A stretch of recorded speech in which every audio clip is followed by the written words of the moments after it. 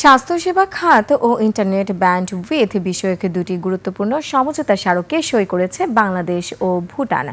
ঢাকা সফররত ভুটানের প্রধানমন্ত্রী শেরিং তোবগে ও প্রধান উপদেষ্টা ডক্টর মোহাম্মদ ইউনূসের উপস্থিতিতে সমঝোতা স্মারক দুটি সই হয়।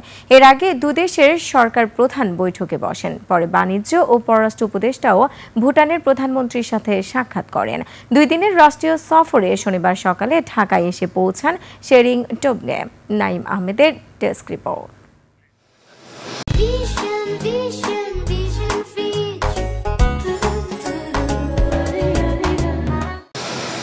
বাংলাদেশের প্রধান উপদেষ্টা ডক্টর মোহাম্মদ ইউনূসের আমন্ত্রণে শনিবার সকালে 2 দিনের রাষ্ট্রীয় সফরে ঢাকায় পৌঁছান ভুটানের প্রধানমন্ত্রী শেরিং তোবগে। বিমানবন্দরে তাকে স্বাগত জানান প্রধান উপদেষ্টা।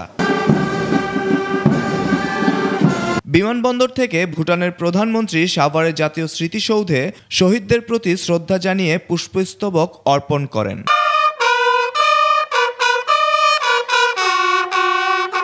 দুপুরে তেজগাঁওয়ে প্রধান উপদেষ্টার কার্যালয়ে 2 নেতার মধ্যে একান্ত বৈঠক হয়। এরপরই স্বাক্ষরিত হয় 2টি সমঝোতা স্মারক। প্রথম সমঝোতা স্মারকটি স্বাক্ষরিত হয় স্বাস্থ্যসেবা কর্মীর নিয়োগ সংক্রান্ত বিষয়ে এবং দ্বিতীয়টি আন্তর্জাতিক ইন্টারনেট ব্যান্ডউইথ, বাণিজ্য ও অন্যান্য টেলিযোগাযোগ পরিষেবা সংক্রান্ত।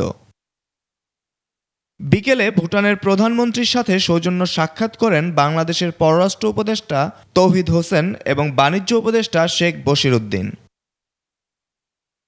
প্রধানমন্ত্রী শেরিং তোবগের এই সফর বাংলাদেশ ও ভুটানের মধ্যে বিদ্যমান ঘনিষ্ঠ সম্পর্ক এবং আঞ্চলিক সহযোগিতা আরও জোরদার করবে বলে আশা করা হচ্ছে।